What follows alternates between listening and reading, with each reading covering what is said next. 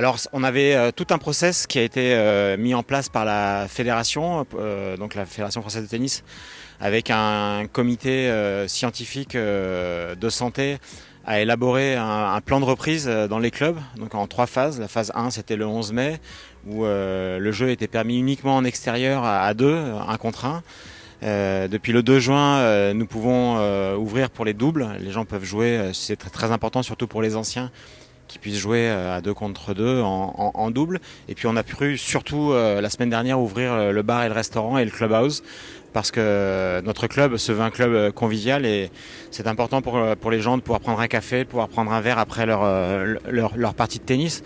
Donc là on fonctionne quasiment normalement et la phase 3 va démarrer probablement le 22, donc lundi prochain. Et on fonctionnera totalement normalement avec de nouveau la possibilité d'organiser des compétitions. C'était une période assez longue quand même, parce que pour ma part j'ai pas pu m'entraîner, j'ai pas trouvé de terrain privé. Mais après ça m'a permis aussi de me ressourcer, de m'entraîner encore plus physiquement, de finir mon bac. Donc faut garder le positif de la situation, quoi. Oui, je rejoins Arthur là-dessus. On va avoir la chance de pouvoir jouer un tournoi en France organisé par la fédération. Mais au niveau de l'ATP et de l'ITF, on ne sait pas encore. Il y a des décisions qui vont être prises dans les prochains jours, par rapport à ça. Et voilà, on espère qu'il y aura du positif et qu'on va plus vite pouvoir reprendre le chemin des cours parce que c'est long et qu'on a envie de jouer. Et je coach Harold Maillot, qui est cette semaine parmi nous à Aix-les-Bains. On fait un stage de préparation.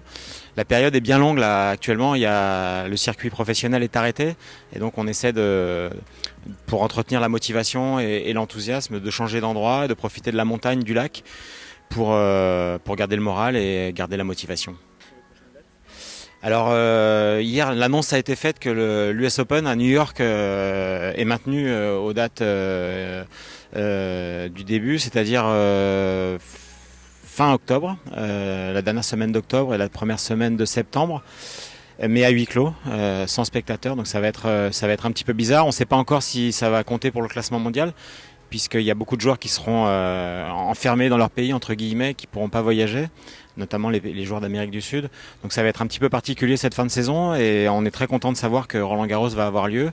Pour le moment avec moitié moins de spectateurs, un siège sur 2, mais en tous les cas le tournoi aura bien lieu, totalement organisé comme les autres années, c'est-à-dire avec des qualifications, avec un tournoi junior. Et ça c'est une très bonne nouvelle pour le tennis français.